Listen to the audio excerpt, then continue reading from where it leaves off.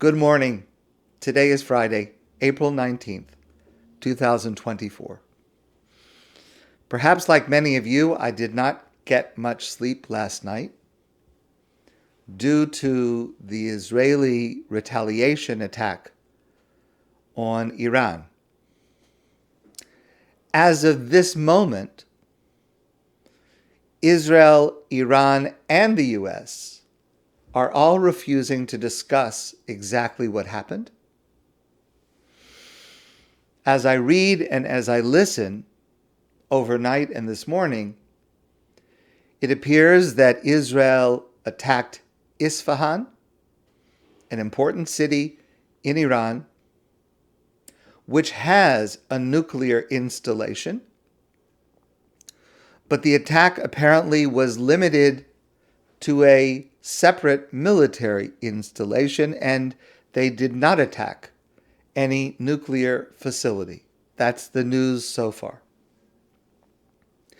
And the other thing that I am hearing and seeing this morning is that all three nations, Iran, Israel, and the United States, as well as others, are signaling a desire to downplay what happened. The best news I saw this morning is that one extremist Israeli minister, who I believe is a threat to Israel in his extremism, he called the attack too weak and lame. And so I'll just say, if he is unhappy with it, then I am happy with it. I think that that was a terrible comment that person made. And I think, along with many, many experts on all sides, I'm not an expert at geopolitics, but I think that everyone wants and needs a de-escalation from an all-out war, which no one wants, and perhaps which no one can survive. So I'll tell you a story. This is a true story, just happened the other day. And I tell it for you to keep in mind because I think it's incredibly powerful.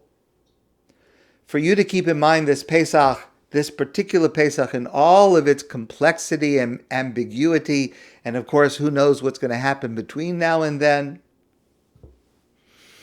And I think this story perfectly encapsulates what we need to hold in our minds this Pesach. And I also tell you this story as a metaphor for our relationship with God at this moment.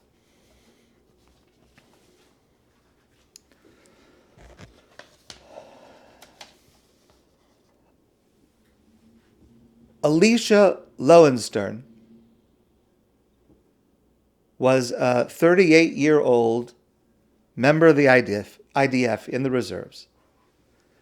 And he fell in battle a few months ago in January. His wife Hadas, now his widow, spoke with a reporter by phone just the other day. And the reason for the phone call is called Inyan Mishpachti Kemidei Shavua, that what is happening in Israel is there are reporters who every week make a phone call to the widows of those who have suffered this terrible loss just to stay in touch. What's going on? How are you doing? And that in itself is amazing. What an amazing society Israel has. That people want to stay engaged and involved on a weekly basis. How are you doing? What's going on? Okay, so here's the phone call which was published on the radio. The reporter calls, Hadas, how you doing? And Hadas says, oh, Baruch Hashem, very, very well. Things are good. So the reporter says, tell me, Hadas, what are you doing right now? It's a few days before Pesach. Are you cleaning your oven? Are you washing your floor? Where are you up to in your Pesach preparations? And Hadas says, I'm sitting at the table and I'm drinking a cup of tea. I'm really not doing anything. That's pretty amazing for a Jewish woman a few days before Pesach. So Hadas says the following. She says, a few hours ago, a group of 8 young men from my husband's yeshiva, he had been learning in yeshiva in Yerucham while he was alive, a group of 8 young men came into my house and they said to me, we're making Pesach for you. So all I'm doing is I'm sitting at the table, I'm having a nice cup of tea, and I'm giving instructions. You do this, you do this. They're doing all the cleaning, they're doing all the cooking, they're doing all the setting up. I'm not doing anything. So the reporter says to her, now, again, this is on radio, but as I'm listening to the words, it sounds a little like it's a little lighthearted. She says, oh, you mean that your husband of blessed memory, Elisha, it's like your husband sent them to you. It's like a Passover miracle. And she said it like a little bit, I don't want to use the word humorous, but, it's like a Pesach miracle. Your husband's looking out for you.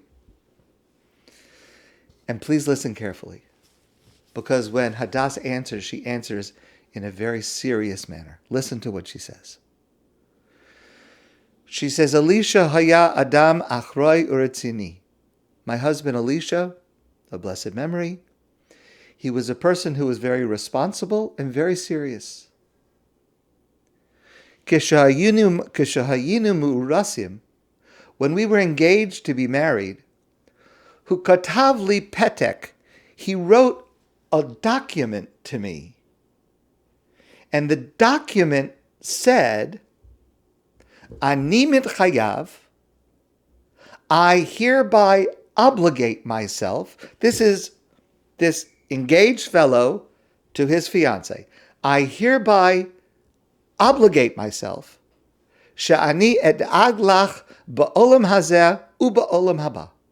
That I will care for you and worry about you and take care of you both in this world and in the world to come. Sha'alti oto.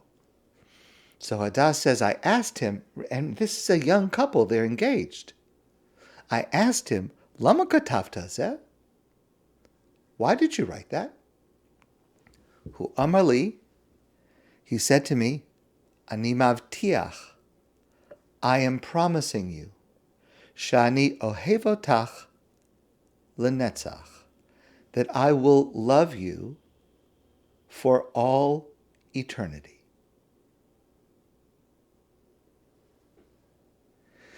And then she adds these words to the reporter. Hinehu omeid b'diburo.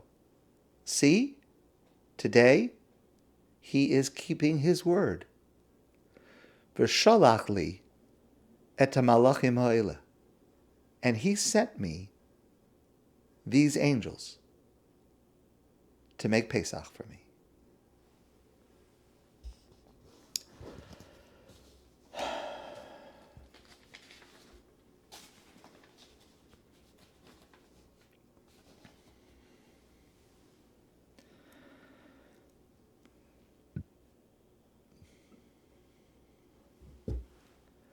God also, Ani mavtiach, shani ohev otach lenetzach. God also promised that he will love us for all eternity. Hinehu omeid b'diburo. And see, he's keeping his promise. Hadas saw that her husband is keeping his promise. that his love for her is eternal, both in this lifetime and in the lifetime to come. And may we merit to see it as well. Hinehu omed b'diburo, that God also keeps his promise of his eternal love for the Jewish people. My friends, I wish you a beautiful day and a very meaningful Shabbos. And I look forward to seeing you soon in person.